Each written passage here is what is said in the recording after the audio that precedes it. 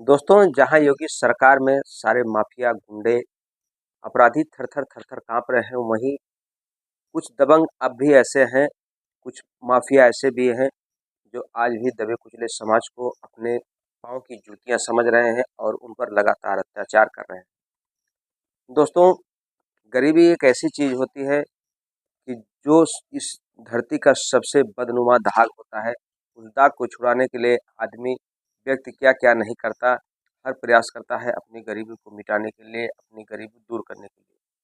और जब वही गरीब समाज अपनी मेहनत मजदूरी के लिए किसी जमींदार के यहाँ, किसी अमीर आदमी के यहाँ मेहनत मजदूरी करता है, नौकरी करता है, और जब वही मजदूर का पैसा उसको नहीं मिलता बल्कि उस मजदूरी के बदले उसको मारा पीटा जाता है, तो सुनने में कितना दुख होता है, कितना कष्ट होता है, ये आप भी समझ सकते हैं। दोस्तों नमस्कार, प्रणाम। मैं मोनू भारद्वाज आज की जो सच्ची घटना लेकर आया हूँ। आज की घटना है जौनपुर जिले का, एक थाना पड़ता है बक्सा, और बक्सा का एक गांव पड़ता है बेरभानपुर। दोस्तों, बेरभानपुर का एक दलित परिवार है।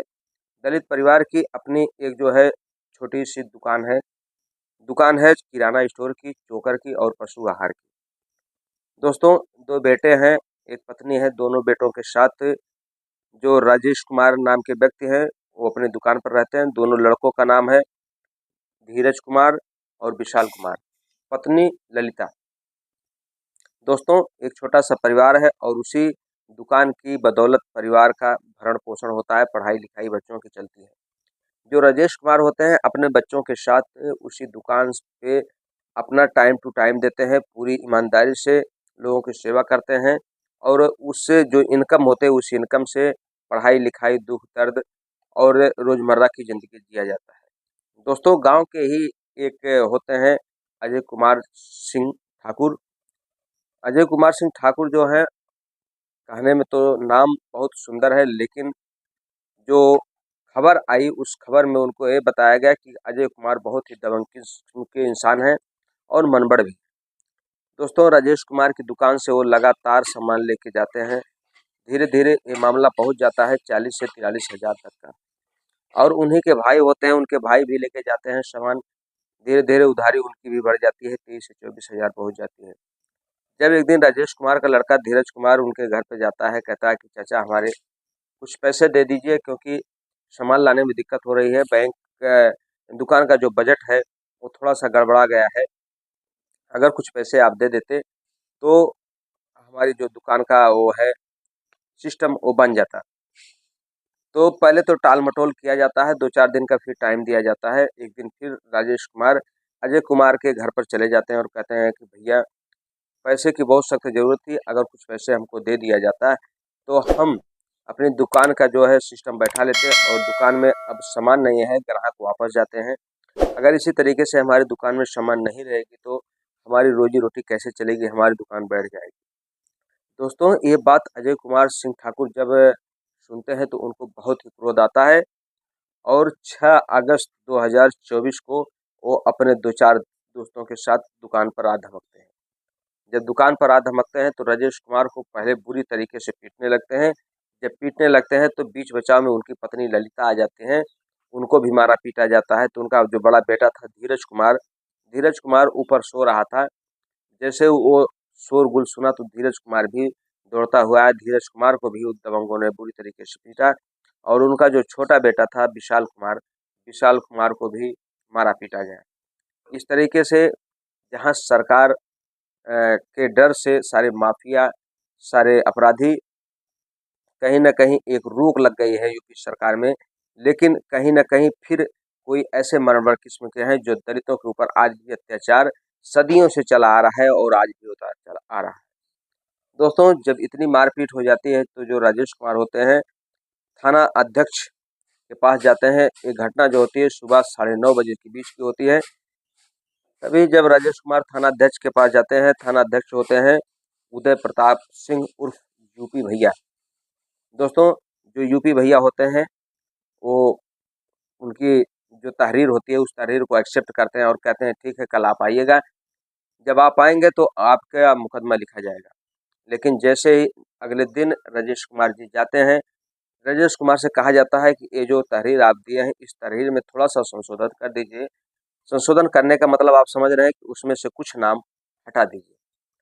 तो उसमें से कुछ नाम काटा जाता है, फिर अगले दिन कहा जाता है आप आइएगा, आपका एफआईआर लिखा जाएगा। फिर अगले दिन जैसे ही राजेश कुमार जाते हैं, तो फिर कहते हैं कि आपकी जो तहरीर है, उसमें थोड़ा-सा संशोधन माँग रहा है, आप संशोधन करके दे दीजिए। फिर उसमें से 1-2 नाम कट जाता है दोस्तों। अगले दिन उनका समय दिया जाता है कि आप अगले दिन आइए और आपको आपका मुकदमा लिखा जाएगा, एफआईआर लिखा जाएगा। जैसे ही अगले दिन फिर राजेश कुमार पहुँचते हैं, तभी जो विपक्षी पार्टी होती है अजय कुमार सिंह ठाकुर की, वो अपनी टीम के साथ फिर वहाँ पर चले आते हैं और जैसे ही आते हैं तो जो यूपी भैया होते हैं यानी उदय प्रताप सिंह, उनसे सुलह समझौता की बात करने लगते हैं, कंप्रोमाइज़ की बात करने लगते हैं।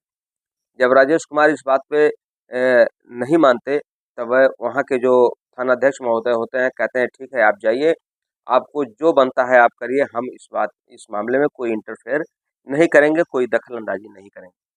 थक हार कर जब राजेश कुमार आते हैं, तब जाते हैं कोर्ट का सहारा लेने के लिए धारा 156 बी के अंतर्गत मुकदमा दर्ज कराने के लिए।